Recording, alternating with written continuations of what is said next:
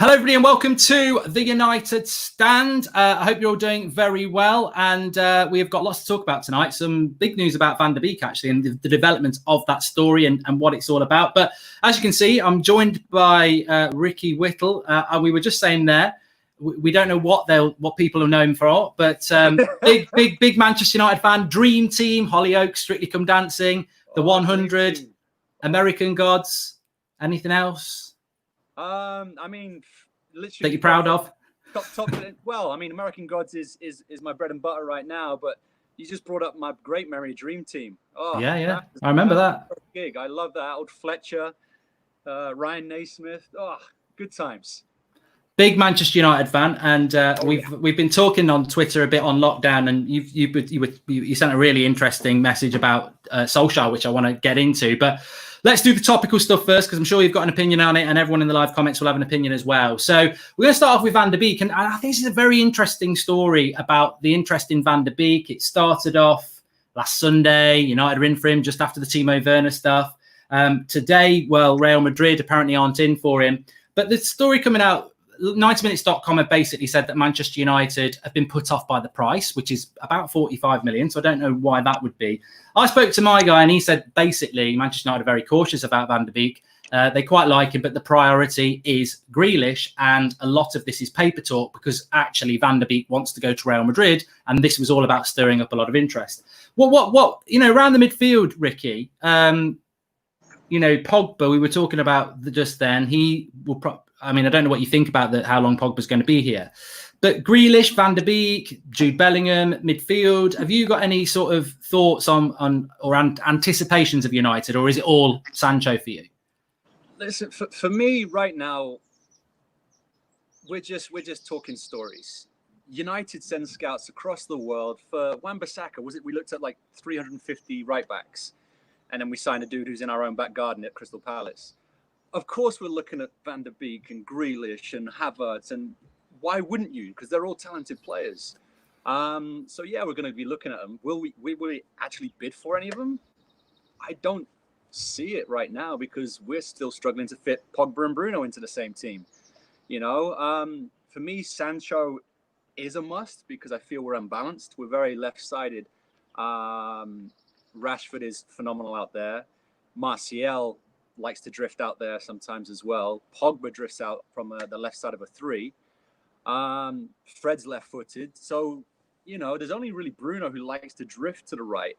Daniel James has got great pace, but as you say on your FIFA, he's great for an impact sub. So for me, I think we're stacked. I think we're very blessed right now. I think we need to focus on our weaknesses instead of trying to just fit players that we don't really want. We obviously you've got your people and all these contacts have got all their contacts everywhere, and it's all about Sancho, and as it should be. He's got the potential to be a world-class player. I think world-class is thrown around far too easy nowadays. It's for anyone who has a one-season wonder.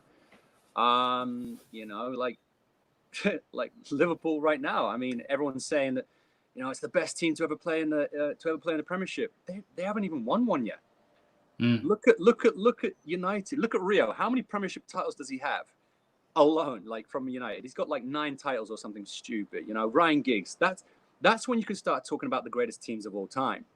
You don't talk about one-season wonders because then you put in Leicester, who are absolutely phenomenal. So, Sancho's proved himself. He's still young. And a front 3 of Martial, Sancho, and Rashford would be terrifying. And then you sit Greenwood on the bench. He's still growing. Ighalo, the talk about Ighalo, about him going till January. If anyone thinks that we had a say in when we could have him till, they're delusional. Yeah, we were held to ransom, weren't we?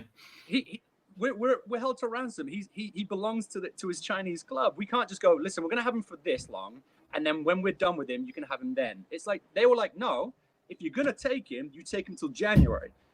You had to take that. And for me, I was happy with that because I feel we've got an absolute gem in Mason Greenwood.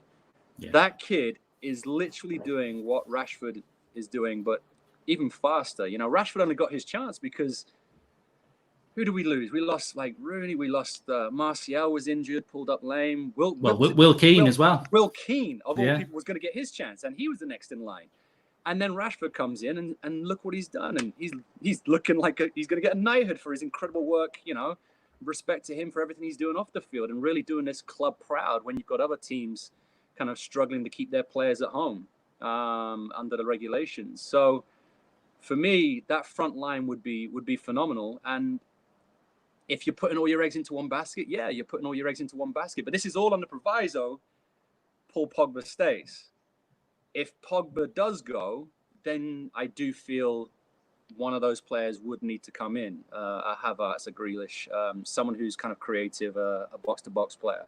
I think like you, which, I mean, there's a lot of talk at the moment, and unlikely, an ideal would just be an Ndidi, a destroyer, a Camavinga, someone who's just literally not going anywhere. He has no desire to score goals. He literally passes the ball to someone who can. Roy Keane, 5-yard passes. 5-yard passes, one of the greatest captains of all time. Is he going to ping a 40-yard ball? No. Does he score goals? Yeah, but he's not prolific. He does exactly what he links everything up and passes to Scholes, who then goes and does his thing. Passes to Giggs, who does his thing. To have an Ndidi, a Camavinga, or someone like that in our team right now, to allow a Pogba and a Bruno to just go off, knowing that they've got someone like that, like with Jadon Sancho on the right wing, you don't tell Jadon Sancho to defend. No.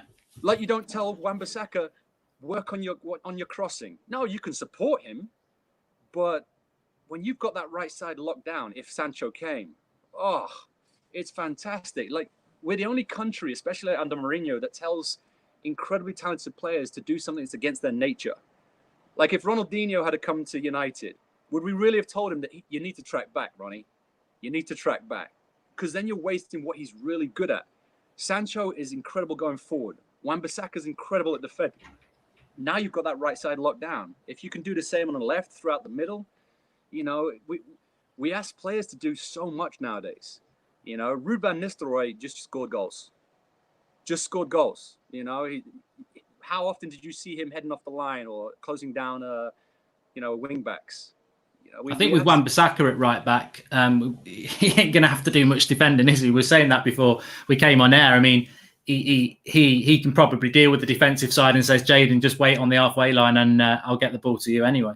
It is. And what that does is, if you've got Jadon Sancho, you have a Martial, and you have a Rashford on the left, all of a sudden that defense starts to drop back because they're terrified of pace. No one likes pace. Like, look at this weekend coming up against Spurs. They've got fantastic centre-halves in Alderweireld and Vertonghen, but they're also starting to age out.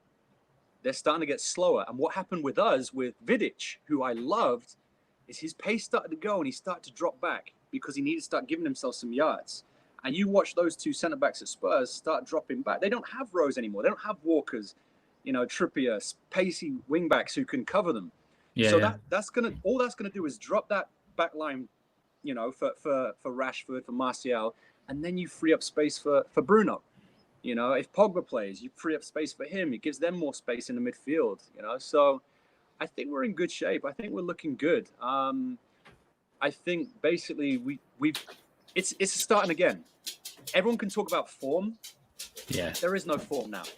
You can finish this league and then you start the next season with a completely different formation. Why not do it now? If we'd have just I know Fred has come on leaps and bounds, and Matic was doing great, and McTominay had just come back from injury and scored that incredible wonder goal against City. But we don't know what they're doing in training, and it's why, like, through the years I'm just like, how is Darren Fletcher in the team? Is he Ferguson's love child? And then it's the same with Fred. But then you start to see what these managers see in training all the time. So whatever they're doing in training right now is what we're going to see this weekend. And so, if Fred isn't starting, if Pogba had come in and just started ahead of Fred, if there was no shutdown, I would have said that's disrespectful. Matic has worked his butt off. Fred has worked his butt off. But because we're literally starting again, Project Restart, it's about who's doing it in training. And, Do you think Pogba will start? Or do you think he will stick with Fred and Matic? It's tough for me. Like you play with different formations. For me, a formation that I like is it's basically a 4-4-2 diamond, you know, which is basically four. You know, I hate the diamond. But for me, it's a 4-3-1-2. So you've got Pogba. So Bruno's kind of sitting just behind Martial and Rashford, who can then split. That allows Bruno to kind of move forward and just ping them in from like 30 yards because he loves to strike one, or he loves to slip the boys in. And then you've got Pogba, who likes to drift left in that middle three. And then you can have your Fred, who's going to be box to box working his butt off. And then you've got either Matic or McTominay, who will just be sitting and working as well. So now you've got two workhorses to cover Bruno, his attacking ability, and Pogba's attacking ability. But let's remember, Pogba and Bruno still work. They're not lazy. Yeah, 100%. Bruno, especially, yeah. People forget, you know, you call Bruno a stat padder, but the dude is all over the place. When he first started, and he's yelling at Jesse Lingard to go and do this and do that, like he's organizing. Pogba was the same. When Pogba was playing, he's yelling at people. He's getting frustrated. He's actually now, for the first time, starting to get decent players around him. It's like, I've only ever been to 2 MLS games out here. When Beckham first came to Galaxy, and he was running around all over the place, pinging balls over, and no one was on his wavelength. And he looked so frustrated, so angry. And it's the exact mirror of what Pogba's been going through during his time at United, when Jesse Lingard's not making runs, when, you know, balls are bouncing off Lukaku, when Sanchez has lost like 10 yards of pace. Yeah. And then I went to watch Beckham just before he left.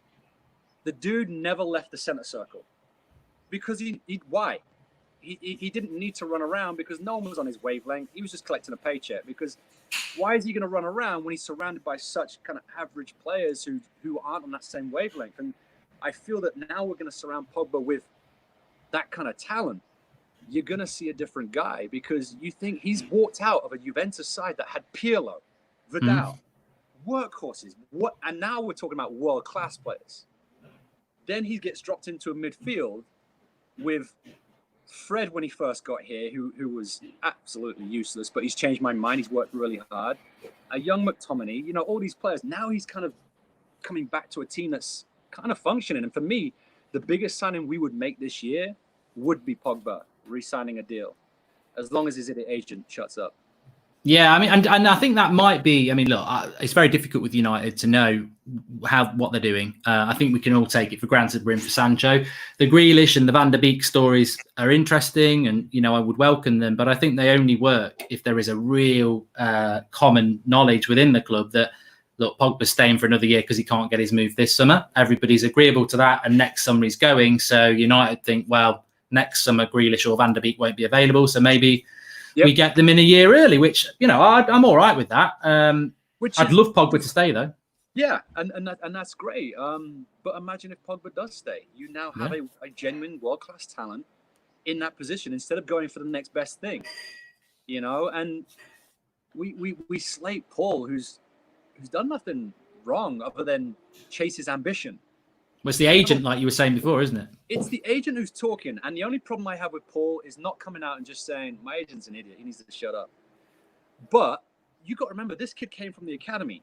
He chose to come to Man United when we were not in the Champions League. Now, tell me about passion.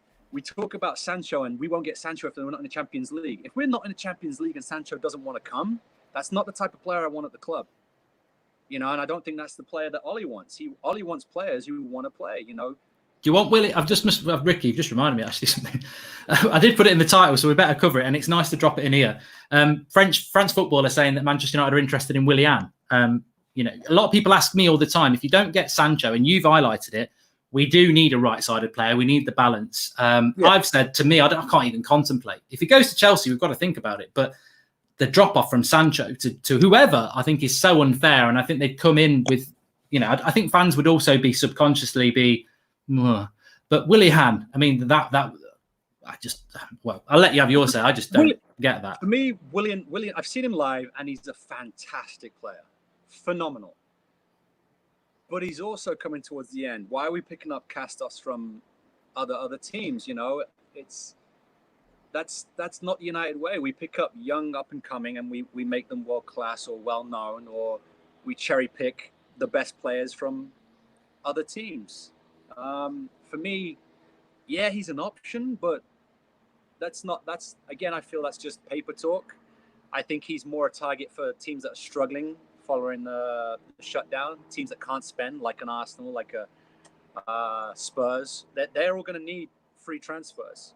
Well, Mourinho loves him as well, doesn't he? That's why he was linked to us before. Exactly. So, yeah, that's fine. And also, at the end of the day, we have a Mason Greenwood just sat there waiting. This kid needs minutes. And I'm kind of glad that, you know, we haven't gone in and just bought another forward straight away, because you could potentially miss out on the next best thing. You know, if we had Martial fit, Will Keane, or if we bought a striker come in, we would have maybe missed out on Rashford. You know, or would his progression have been delayed, or would he have gone elsewhere? Would he have got injured playing in a championship? You know, it's right now I think we're not doing too bad. We're not doing too bad, and to panic buy right now, like you say, anyone other than a Sancho or a world-class right-sided player, could set us back. It's a waste of money. To me, if you can't get Sancho, invest in Greenwood. You've got a backup in James, and put that money elsewhere where we need it, like a central defensive player. Because if you've got money for Sancho and Sancho's not coming, go and get an Ndidi, a Camavinga, someone who's going to build with this team, because we've got the youngest team in the Premiership, and they're sat 5th right now, with the potential to be 4th, and if by your statements, possibly 3rd. This is the weakest team the weakest squad United have had in decades, and it's the youngest, and we're still sat 5th. So, you know, players are maturing. You bring in the right leaders, and all of a sudden, we're starting to look a little bit rosy. The leaders situation's interesting, because we've got Bruno, who was a captain at Sporting, Harry Maguire, who is a leader, and he is now our captain. Pogba's a proven leader. I think Rashford, I mean, look at what that guy's done off the pitch. He's got the personality to be a leader. McTominay's the same. I think Wan-Bissaka leads by example. Nothing gets past him. The biggest leader of all is Ole Gunnar Solskjær, and this was something we were on the direct messages about a few weeks ago. Because, well, you can tell the story, because I think I like these stories, because I think we live in a world where, especially football, it makes me laugh. I've been watching football for over 30 years. I've always, from the school playground to the pub to now, I've always changed my opinion. I'll change my opinion on the starting 11 every day this week for United, but that's football to me. And the Solskjær journey was this to go to this for me. And for you, where are you with Solskjær now? For me, Solskjær is potentially the future. I say potentially because nobody knows the future. But for me, he's making all the right sounds of a potential title-winning manager. I mean, a lot of people slate him and say, you know, he's not experienced, he's this, he's that. And they say he's got the same experience as Pep, but Pep's won all these titles. Well, yeah, Pep's first job was Barcelona, walking into a dressing room with Messi, Ronaldinho, Henry, Xavi, Zlatan, Iniesta. Iniesta. Yeah. What'd you tell that team? Carry on. Just get back to reading your paper, don't you? As you were, boys. Then he goes to Germany, Bayern Munich. You know, same. Ribéry, Robben, Lewandowski. Carry on. But he didn't win the Champions League, did he? I mean, that to me is failure. And then he comes to England and he goes to City with Aguero, De Bruyne. Carry on. Do you know what I mean? It's imagine if Ollie had walked into Ferguson's shoes and that team. Now that would have been interesting. Yeah. So you don't have a David Moyes. You have an Ollie who's now walking into a Rio, a Vidic. Yeah, they're all aging, but someone who understands the club more than Moyes did. You know, Moyes' worst mistake was to get rid of the backroom staff. Yeah. Why did you get rid of that knowledge? People that know the kids coming through, that know, you know, the training facilities, that know the tactics, what players' strengths and weaknesses. I understand you want your own people around you. You always do. But you got to be smarter than that. And Ollie coming into that situation, I think you would have kept Mullerstein. You would have kept, you know, all of Fergie's people, and it would have been a smoother transition.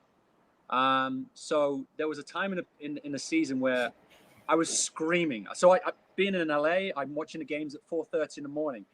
And when you watch a game at 4:30 in the morning and we lose, it's a long day to be pissed. The whole day you're just angry. And when we started to go through that rut and we were getting beat by Newcastles and Burnleys, and I was screaming at the TV going, he is not good enough. And then the team started to switch around and you start to look at the stats and you start to look at, the picture as a whole. He's got rid of all this deadwood that Mourinho wouldn't do. He's got rid of all these toxic players that Mourinho would never go with a weakened squad and risk, his own job. Ollie's like, it's not about me, it's about United. And I think you're very hard pressed to find a manager like that. He's got rid of a 20 goal a season striker in Lukaku. But you know what? Martial's not far off. Yeah. And he's got 4 goals to get 20 goals for the season in his first game as a striker, a full season. And Ollie's done all this with Martial missing at the beginning of the season, Rashford missing most of the season, Pogba missing most of the season, Bailly missing most of the season. We talk about, oh, poor boohoo, Mourinho's not got Kane and Son. We've not had Pogba the whole season. Rashford banged in 19 goals. Our front three of Greenwood, Martial, and Rashford, I think they're only 2 goals away from the front three of Liverpool, of Salah, Firmino, and Mane, in less games. And not playing together. And not playing together. And not having Bruno behind him. Like the Holy Trilogy. Yeah. It's mind-blowing. So for me, Ollie's doing really well. It's interesting you say that, just to jump in while it's in my head, because I think, it's interesting to get that perspective, because whilst I have a similar one, what you said there about the getting rid of the toxic players is probably something I don't really think about, but he did. I think because with Ollie, when he first came in, it was so good for 3 months. So many of the good things in that 3 months, you just say, well, it was good, but you don't actually analyse what was good. I mean, like you say, I couldn't stand Fellaini as a player. He got rid of him within his first month. Now, who does that? Most players will come in and go, this is why I don't want a new manager, really, because they'll come. Everyone thinks, get Pochettino, everything will be great. Pochettino will come in and do what he'd do as well is he'd go in, what I would do, I'd go, no one goes yet. You've all got a chance to impress me. And the fans sit there going, no, you need to get rid of that player now. He's had long enough. And that's what Ollie did. He came in and went, it's not about impressing me. And he was an interim at the time. Off you go, Fellaini. Mourinho never would have done that. So for me, Ollie was like brilliant, frustratingly bad. And now Bruno's come in and it's looking good again. And I think he's one manager that you would. We beat City with Bruno in the stands. Yeah. So we were starting to win before Bruno got here. I think we had 2 big wins in a row, and then Bruno joined, and then just continued, and we just went to a different level. For me, Ole Gunnar Solskjær is unique because as a player, everyone says, Scholes, Giggs, everyone says that he literally would sit there on the bench with his notepad and pen, paying attention to what Sir Alex Ferguson said, paying attention to how players were playing, if the keeper stayed on his feet or if he went down early, if he was stronger to his left or his right. As a sub, he has studied the game like very few people do. And he's been sat behind possibly the greatest manager of all time. And then he comes out, and in every big game, no matter how much I do not understand some of his formations and choices, he beat PSG.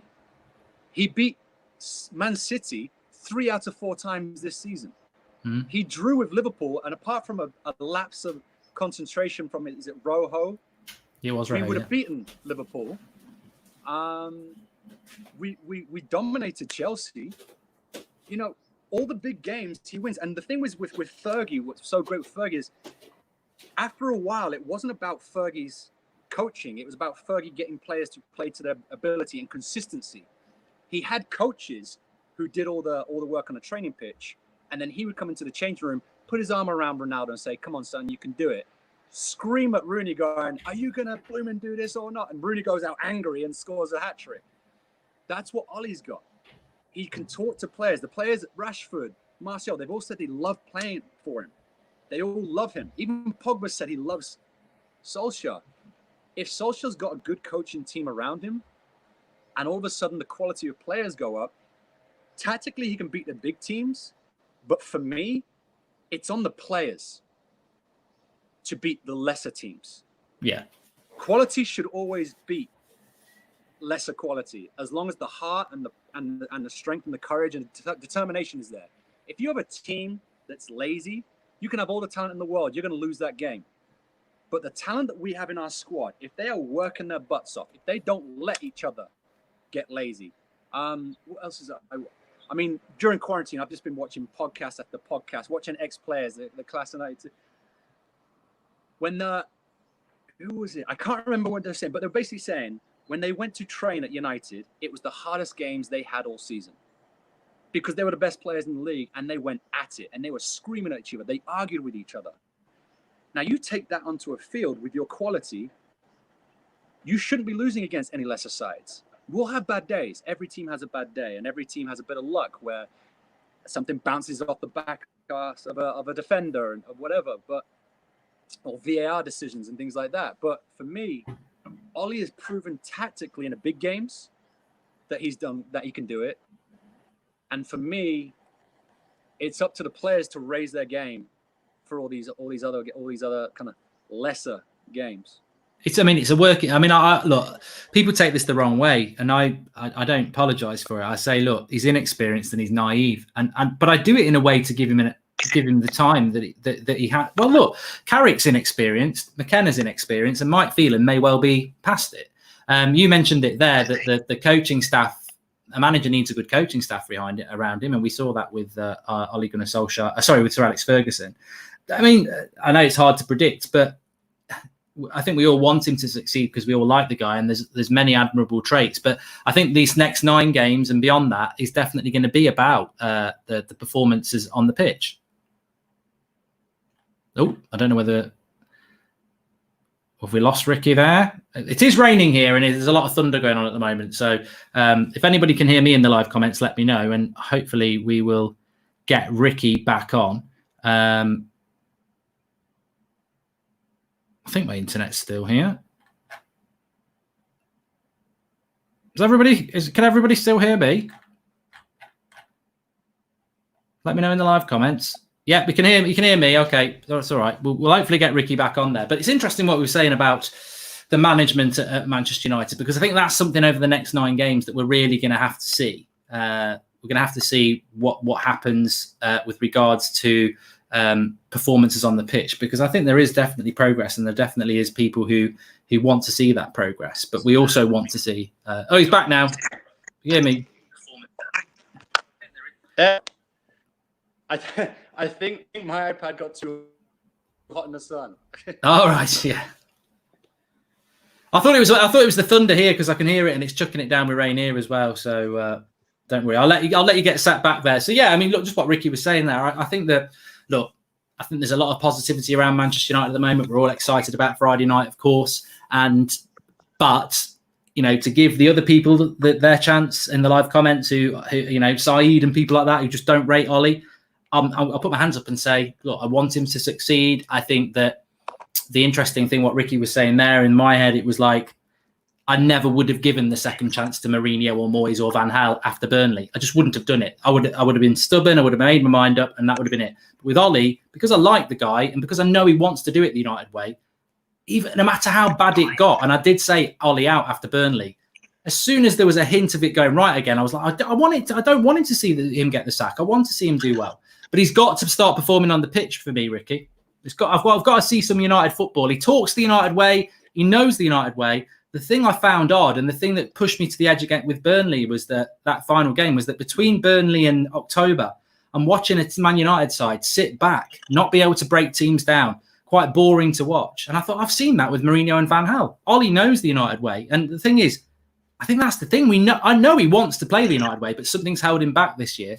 But I don't think there's an excuse for that now. He's got to show us over these 9 games and next season that, you know, enough talk now. We've got the players to do it. Let's start playing the United way, because he knows that.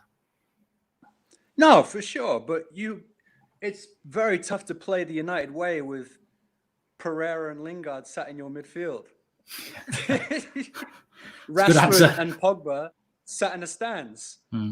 You know, it's tough when you're debuting Greenwood, Williams, McTominay's in his first season really proper as a, you know, we all talked in the summer. I remember Flex going out to the preseason tour and McTominay was talking the big game and we're like, why is he even talking? He's a kid. But now he's one of our leaders and we treat him like he's, you know, been here for years. He hasn't. He's still a kid as well himself. So this team is starting to mature. And if you look to the future, like this season, no matter what happens this season, if you look to next season, I feel like Leicester with their one season wonder, which was an incredible feat, Liverpool will not do this again. Man City, for me, as much as it hurts me to say, is the best team in the league and still is, even despite, you know, getting battered by Liverpool in the league. But Liverpool won't do this again. They were so lucky with VAR decisions, last minute goals. It's been insane. Even against us, like they've been so lucky. Like we were lucky in the 99 season when we were dominated by Bayern Munich and balls were going off the crossbar and defenders were clearing balls off the line. And then all of a sudden we nick it. I tell you what, Ricky, when was the last time you watched that game? Because I watched it about a month ago and I always thought what you said. If you watch that game back, you'd be stunned how David Beckham ran the game and we were the better team. This is a myth that even I believed. I was like, oh, we didn't deserve to win. Really? I watched that.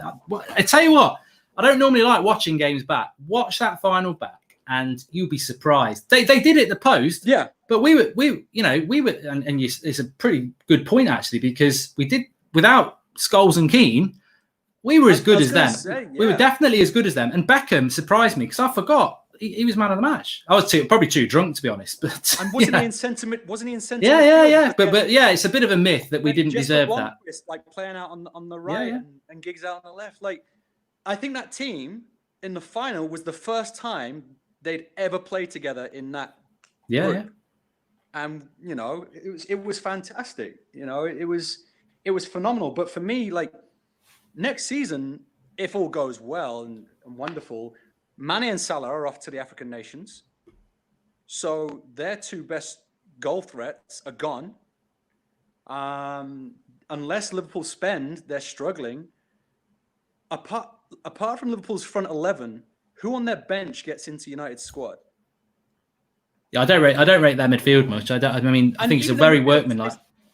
Like I love how you say Henderson gets he's getting that participation certificate. Like, what are you doing, fella? Like, you don't get me wrong, he works his butt off, but so did Darren Fletcher. He was never the season. No, you know, Van Dijk is a monster in that team. What Mane has done for that team this year, like you said it, he's not even in the top 3 for me. You know, so for me, the big things you got to worry about next season is Manchester City, because they just have a huge squad. They've got 2 incredible players for each position. They spent 200 million on fullbacks, for crying out loud. And then Chelsea are starting to sneak up. Chelsea are rebuilding like we are, except they've already started pulling triggers and they've already improved themselves in 2 aging positions. Pedro, Willian, off you go. In you come Ziyech. We've got Callum Hudson-Odoi still there. You've got Pulisic still there. And now you've got, you know, possibly Werner. It'd be a good signing, yeah. So they're starting to sneak up slowly, and they've got a young side as well. So I'm not worried about this Liverpool domination, because until they start pulling the trigger and spending their pennies, they're not going to improve. Man United made that mistake many a time. When we didn't improve each year, the rest of the league started to claw us back. And Liverpool are in danger of doing that this year. So I think we're in good nick, man. I think we're in good nick, and I think Ollie is bringing this team together. They're maturing together. They're growing together. And in an ideal world, I mean, I know your fans always ask you, and you always ask the fans their ideal signings. For me, Sancho and an Ndidi makes us injuries permitting, puts us in a title race. I agree. 11 versus 11 puts us in a title race. And then you just need squad depth, which Liverpool don't have. I don't know how they've gone through a whole season without any of their key players being injured. They don't rotate. They very rarely rotate. Like the United of old. Do you know who's playing? You know what that is, though? Sorry? That is, you know what that is with Liverpool? It's recruitment. And I think this is where we've gone wrong over the last 7 years. They will recruit. I mean, look, we bought Eric Bailly, who had 3 separate injuries the season before we bought him. We bought Delo injured. Yeah. We've bought badly, and Woodward's responsible, but so are the 3 managers. And I think under Solskjær, it's changing. But Liverpool, I think there's a lot of similarities between Klopp and Sir Alex and Liverpool and United, with the mixture of British talent, the amount of late goals they score as well. I think it's very suspicious what Klopp has done at Liverpool compared to what we did. But they do look at a player and buy a player, like we've done with Bruno.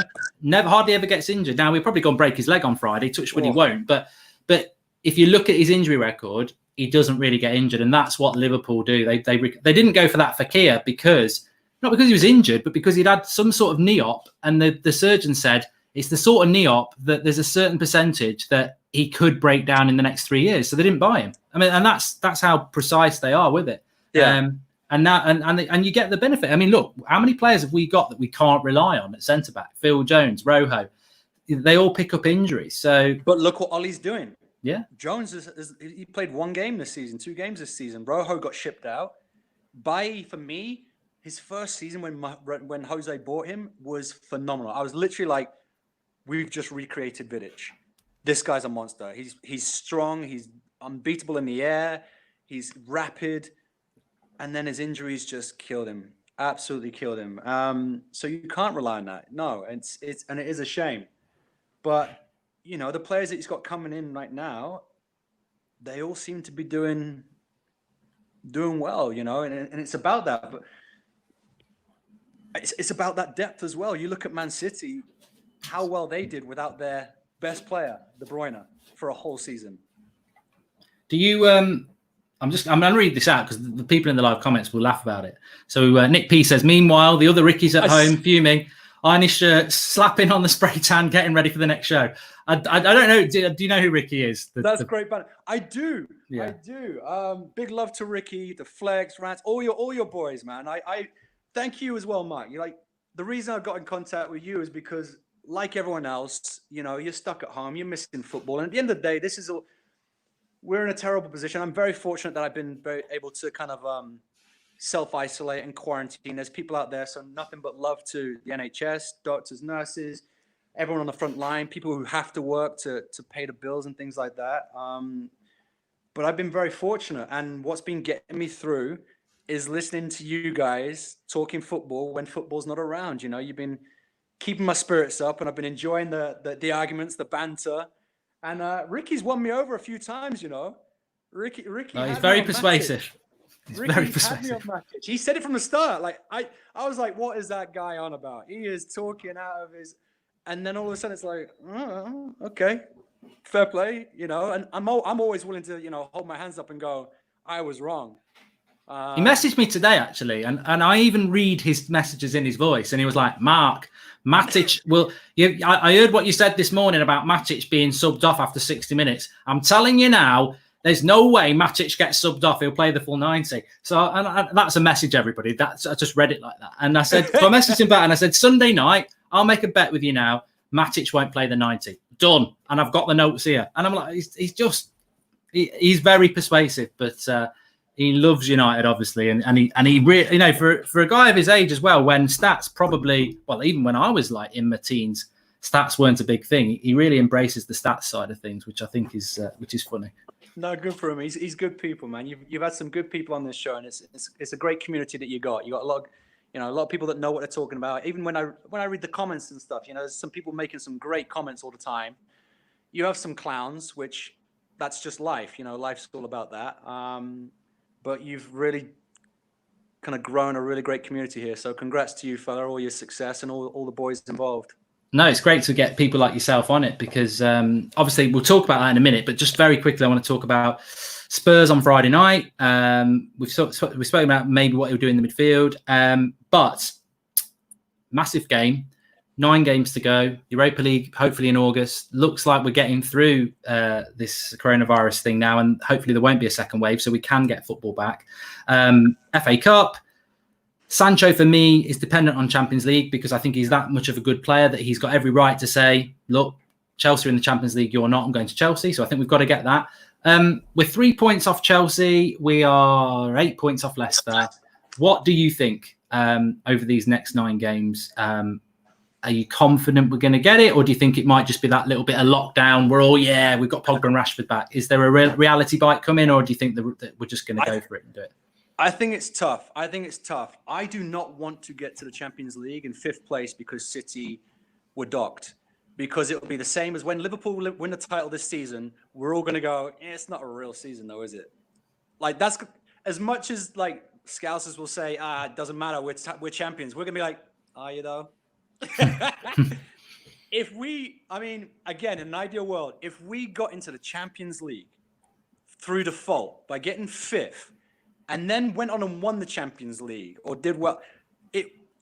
No, I want to do it properly. I want us to get 4th, and then we build from there, and then we go in. I think we're in a good position because, number one, we have a large squad.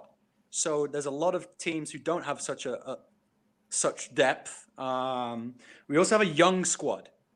Now, when I talk about aging centre-backs and midfielders and strikers, can you play 2-3 games a week? Every 3 to 4 days. Like, I remember when I was a kid, I'd knock out 3 games in a day, and I'll play the same again tomorrow. Now, I'm looking at the manager after like 60 minutes going,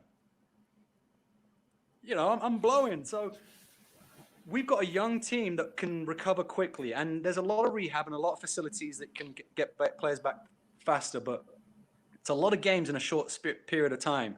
And for me, I think that's going to hurt Wolves. It's going to hurt Sheffield United. Yeah, 100%. I think Spurs concede too many goals, which is strange considering they've got Mourinho as a manager, but they leak left, right, and centre. Do you really want to risk Harry Kane's hamstring twice a week? Same with us at Pogba and Rashford. If you're coming back from injuries, the last thing you want to do is overload you again. So I think we're in a good position. I think fixture list is favourable. I think Spurs, he's already started playing his stupid mind games, saying he's Solskjær's over his head.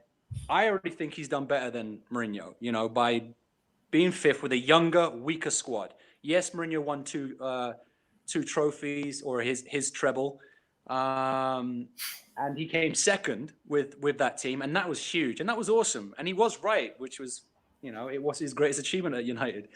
But Solskjær's doing well, and he's mugged him off already. He's patted him on the head, and I'm looking forward to seeing that again. My brother-in-law is Mikel Antonio, who plays at West Ham, and he's told me you'd be surprised how fit players are already. This is a preseason. Form's out the window. Everyone's fresh right now. So everyone's going to be running, everyone's playing for, and it's not like the beginning of a season regular where sometimes you take time to get into it. You don't have time. If you don't play well from the off, you're getting relegated. If you don't play well from the off, you're not getting in Champions League. So everyone's got something to play for. There's only a couple of teams in the middle, like your Newcastles and your Evertons, people who are just not really in that mix. Yeah. But even then, it's pride, man. If you put on a badge, you play for that badge. Come on. So I think we're in a good position. I think Spurs will struggle. I think we will beat Spurs because all of a sudden all the stadiums are empty, and everyone's got a level playing field, and it's just down to quality. And I just happen to feel we have more quality on our side than Spurs. For me, everyone's talking about Kane. Kane doesn't bother me. Kane has never started a season fast, and we're starting a season again. This is the first season I think he scored before. It's a good point, that, yeah. He didn't used to score in August, did he? And he's just coming back. Yeah, he never scored in August. He's a notoriously slow starter. Son terrifies me. Now, if we don't get Sancho and you go for Son, that, for me, is a world-class signing. The kid is phenomenal. He works his butt off. He scores incredible goals. He's both. He's like Ronaldo, isn't he? He's like a. He's got that same sort of If he was Brazilian or if he was English, he would be known as one of the best players in the world. It's straight up prejudice from where because he's from where he is. You know, he's an incredible player, and he's like the Scholes mold. He turns up on a Saturday with his boots, destroys a team, tucks his boots in his bag, goes home. You don't hear from him. He's not in clubs. He's not promoting his Nikes. He's not got a new baseball cap out on social media. He just lives for the game. He's an incredible player, and he terrifies me because he's got insane fitness. And that's another thing is teams who have just natural fitness. We've got McTominay. He's just naturally fit. Daniel James, naturally fit players. You know, those teams are going to succeed. It's the teams that kind of need to kind of build in that stamina that are going to struggle. So for me, I think Spurs is going to be a good win. And I think we've got the squad and the depth to... I don't think we're going unbeaten, but I believe we're in a strong position. I don't think we'll get third. I think that's too much of a stretch. But I think if Leicester drop out, or I think top four. I definitely think we'll get fourth. Interesting thing is, I said this last night as well. We're 3 points behind Chelsea. We're 8 points behind Leicester. You've got to assume we're beating Leicester, so knock it down to 5. If we draw against Spurs on Friday and Chelsea beat Villa, we'll be 5 points off both. And so, you know, that's why it's very important we beat Spurs. It's like Sir Alex used to say, isn't it? You know, you're always better to be the team that's got the points on the board. Yeah. I think third and fourth. I think United are the only team who can jump into that party. I agree with you. I don't think Wolves, Sheffield United, Spurs. Definitely not Arsenal. I mean, they're fighting. I forgot they existed. I apologize to what's his name, Zane. Your oh yeah. God, you know Zane, do you? Your private funder. Yeah, God knows. I'd love to know who it is. To the club, maybe Arsenal would start buying some players. They wouldn't have had to furlough. Yeah, I think Arsenal and Spurs are just too far away. You know, I think we're going to struggle to get into the top 4. So they're even further back. It's not going to happen for them. They just need to let it go. Yeah. But for us, I think, you know, it's there to be had. It's about who wants it more. Those players need to prove to us, the fans, that they deserve to wear that badge. You know, that's what Ollie's doing. He says, I've got rid of the a-holes, which I love. You know, he's calling people out. People say he's the smiling assassin and all that. Like, I've heard that he's a dark horse when that door is closed, and he will tear into you. He had Mourinho's hair, didn't he? He was on Mourinho's hair. That's one. Oh, you don't think he knew he didn't know what he was doing? Of course he did. So for me, he's going to have those players fired up, and I think the Mourinho game is going to be big, but that is just one game, and even if we do lose that, I think Ollie's the man to turn them around and go, all right, got to win them all now. Now we have to win them all. So. You know, it's not about one game. You want to start well, and I feel we will, but all teams are going to drop points. There's so many games. It's like that Christmas period where all of a sudden a team can just drift off or, you know, start to, you know, lose points. Got to use your squad as well, haven't you? There's going to be injuries, and that's where we're laughing because, like, even if we don't play Pogba and Bruno together, you're going to play Pogba for 60 minutes and then bring on Bruno? Or you're going to take off, you know, Bruno and bring on Pogba? This is what you need, and this is where City are going to do really well. Not that they're really chasing anything. They're kind of sat in no man's land where they're not really going to win that title, and they're not going to drop out. But teams like that, you know, where they've got that depth to rotate, you know, and especially with all their subs, I don't know whether there's going to be like a certain time where you have to make them all, so there's not so many stoppages like a blooming England friendly. Yeah.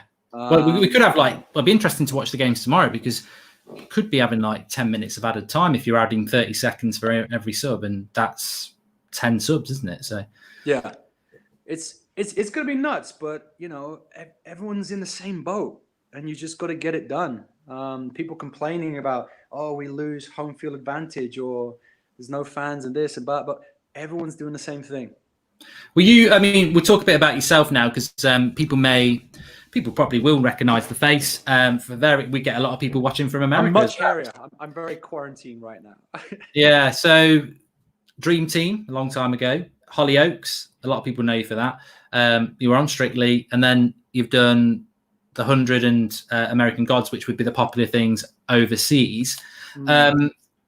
What's it like being a United fan in LA, and obviously, you know, doing well over there? Is there a little group of you, or do you just watch it at home, or is there an LA United team? I'm the lone soldier. I'm in a group chat with all my boys. We play fantasy football. We've got a Liverpool fan, a Spurs, Arsenal, QPR, and a Derby fan who's the most mouthy. It's Kieran Lee. He's the most mouthy kid you've ever met. He's not even in our league, and he's the one who spouts out the most. But no, it's nuts because obviously the time difference, it's 8 hours. So I'm up at 4:30 in the morning to watch the first game, and then the next one's at like 7, and then I watch the last game at like, you know, it's normally about like, I think between 8:30 and 9:30. So I've done all my football by lunchtime, and I start my day. But, you know, having to say soccer drives me crazy. But if you don't say soccer out here, they genuinely think you mean American football. Yeah. And I'm like, it's not American football because you don't use your feet. You know, football, it's a ball and we use our feet. You play hand egg because it's an egg and you throw it. But it's like talking to whatever, you know, they're the only country in the world that calls it soccer. You guys are crazy. But no, man, it's great. I've probably never watched more football than I have in the States. It's on every channel. So I can watch any game, all the 3 o'clock kickoffs that we didn't get in England. It's annoying, so yeah. You can literally choose who you want to watch. So I'll watch the early game on the TV, and then the 3 o'clock kickoffs, I'll literally have the TV on, my iPad, and my iPhone. So I'm watching United. If there's a game on with my brother, West Ham, I'll have him on the iPad. And if there's another game I want to watch or a result that I need to know, like at the same time, I'll have them all going at the same time. Because it's on every channel. And I've not watched this much football since a long time ago, not since since Fergie days when I used to live in England. And I went to every single home match for a season before work just got too crazy. Yeah, I still kind of get that buzz due to work and contract stipulations. I'm not actually allowed to play football anymore, so I don't kind of get that release. So literally I've become an armchair supporter who thinks he knows best. Yeah. And I think I know better than a guy who's won the Champions League, the treble, who's won trophies in with Mulder and everything. But Ricky knows best. I know, but listen, Ollie, let me tell you how to run your club. But you know, that's what football is. It's for everyone. But to be fair on that, and I always say this, I'm a big defender of fan opinion. I remember Moyes, I remember Van Gaal, and I remember Mourinho, and I remember what a lot of the live comments were saying, and they were right. And these people lost their job because they weren't doing what a lot of fans were saying. Of course, look, we wouldn't be able to go on the pitch tomorrow and run the drills, and some of us wouldn't be able to go in a manager's room and, you know, give a player a bollock and stuff like that. But actually, you should never dismiss your fan opinion because, like you've just said there, we consume a lot of football, and football is actually quite a simple game. I think some people make it very, very complicated. In fact, the more boring you make the game, the more, you know, look at Mourinho. Mourinho can shut a Barcelona down by drilling that team to cover spaces. To actually play entertaining football is easier than playing defensive football, because defensive football, you've got to pick up runs, you've got to cover spaces. When you've got the ball, the game's easy if you play. So, you know, I think fan opinion is probably why the United stand does so well. It's probably why people enjoy this show so well, because people have an opinion, and sometimes more than not, especially with United over the last 7 years, we've been proven right. But hopefully we'll start to get proven wrong a bit, because I want to be successful. I want to see United win the titles. Yeah, without doubt. You know, you're not a true fan if you sit there and you want to be proved right, that Ollie was right. I was right. You know, I told you Ollie should have gone. No, we should want Pogba to destroy these teams over this last bit and stay. We should want Ollie to win the FA Cup and come fourth. You know, why do you want the team to do badly just to prove yourself right, that you know better. No one cares what you think, to be honest. Do you think Ollie's looking at our comments going, well, Dave from Sudbury said, you know, he's just getting on with his business. That's his job. That's his livelihood. He's trying to do the best he can. And that's all any of these footballers are doing. You know, that's their career. And we're very quick to judge footballers, you know, and everyone's like, before this lockdown, everyone was ripping on Marcus Rashford and like, oh, he's got too much jewelry. He's buying a nice car. He's lost touch with reality. You don't know what they're doing. I know loads of footballers. I grew up with loads of footballers. They do so much charity that you don't talk about. The only stuff you see is the ones that want to be seen, the ones that do it for the social, you know, where they post pictures and videos of them down, you know, feeding the homeless and doing this and that. Like, no, there's a lot of footballers out there that you should be proud of who are going out and visiting hospitals on their own without cameras, just because they want to cheer up some children, you know. So these footballers, this is their livelihood. We bitch and complain that, you know, this, that, and the other, and that players want to leave and they want to do this. It's like, they've only got a shelf life of like this, you know. So if Pogba did want to leave, why not? You know, he's only got so much time to win trophies. And Ryan Giggs used to say he never paid attention to the medals. The most decorated player in the Premier League never even looked at them, because he's like, something I'll do when I've retired. And when you retire, you look back at all your, you know, your trophies and your medals and stuff. It's something for retirement. But when you're playing, you just want to win. You're next one. Where's the next one? Where's the next one? You know, these players, they're hungry, and they got to look out for themselves, because the club is the first to let them go when you're not doing well. And the fans are straight on you as well. If you're not playing well, fans are straight on you. Well, it's very similar to what you do for a living, isn't it? It's I would say it's an entertainment business, which is why when people moan at me for being critical, I'm like, no, I've played football, not to that level. And you know, you will know it more than I do. It's an entertainment business. If you do bad in an audition, they don't go, oh, Ricky, but I know you've got problems at home, we'll give you the role. They'll go and give it to somebody who's good at the role, won't they? It's just you paid that money to do that role. So criticism, short shelf life, it all goes in together, isn't it? Yeah, and you got to commend the strong players, because at the end of the day, if I hear any hate or read any hate, do you really think it bothers me? Because I literally just look at what I've achieved. You know, my friends and my family surrounding me. You know, I'm surrounded by good people that love me and I love them. We're positive. I live in LA. You know, I'm doing well. Like, if you surround yourself with that positivity and you keep that going, you know, positivity breeds positivity. And this is where the fans can actually help this club by breeding that positivity. Like for me, this whole Pogba thing, the more they keep getting on his back, why would you stay? You know, if all of a sudden we start backing this kid who was sat in our academy, who only left because he wanted to play. Yeah, he was cocky and he told Ferguson he wanted to play. And why not? You put Raphael in midfield. He then went to Italy and proved what a player he was, to the point where we went and spent 90 million to get him back. So he was right. So, you know, if we got behind this team and Pogba and Shaw, get off Shaw's back. Everyone's talking about his weight and stuff. Wayne Rooney was built like a tank from 16. Some people are just built differently, but I tell you what, I doubt there's a fan watching, and me included, that could beat Luke Shaw in a race, that could outrun Luke Shaw, that could get past Luke Shaw. So let's just get behind these players, feed their ego, make these guys, like the great teams of Fergie's past were just monsters. They just went out and they're like Mike Tyson in the ring. They beat you in the tunnel. When teams came to Old Trafford, they looked across at a team that were like, we're going to win this.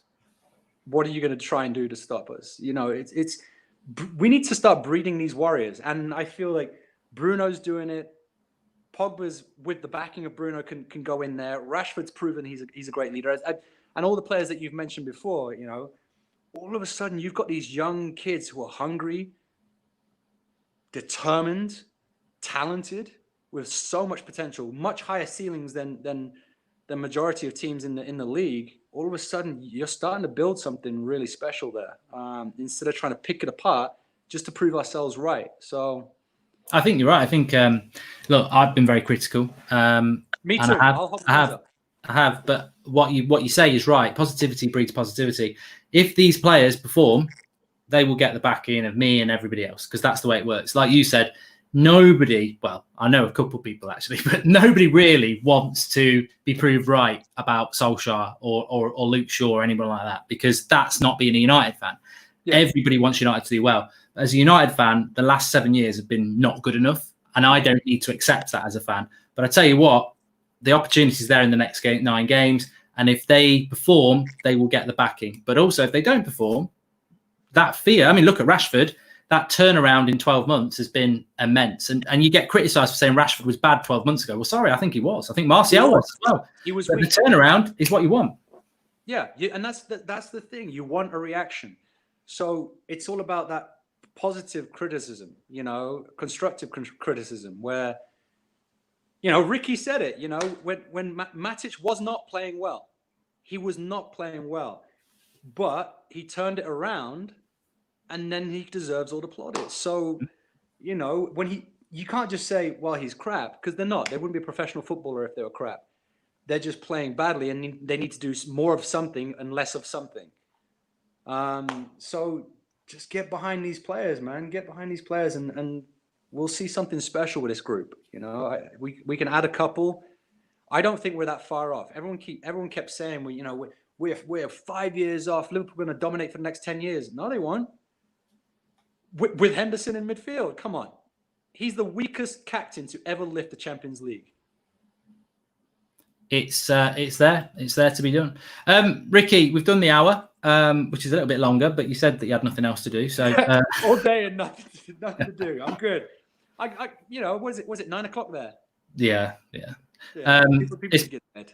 No, it's been a pleasure having you on, and you're welcome to come back on. You passed the test. I've been keeping an eye on the comments, and everyone's very impressed. So, which I knew they would be, because I knew from the DMs that you weren't one of these plastic, watch soccer and whatever like that. I've supported Man United since I was. I've been told this story. So since I was about 5, where my mum said support Man United and my dad said support West Brom, and by luck at the time Manchester United had a nicer kit. And that's the only reason I started supporting Man United from the beginning. And it's people will always have why'd you support United? Well, my family's from Oldham. I'm an Oldham boy, so yeah, I support Oldham. But like I say, my mum told me to support Man United, and I'm a mama's boy. I do what I'm told. That's happened with me. The same. My dad's a Chelsea fan. My mum and her dad were a United fan, and that was it. And also, my first kit was because it was a blue V-neck Sharp, and I was like, that's the kit I want. And so it was odd because it was a blue kit, but that was the one that attracted me. So yeah, man, yeah. It's similar stories.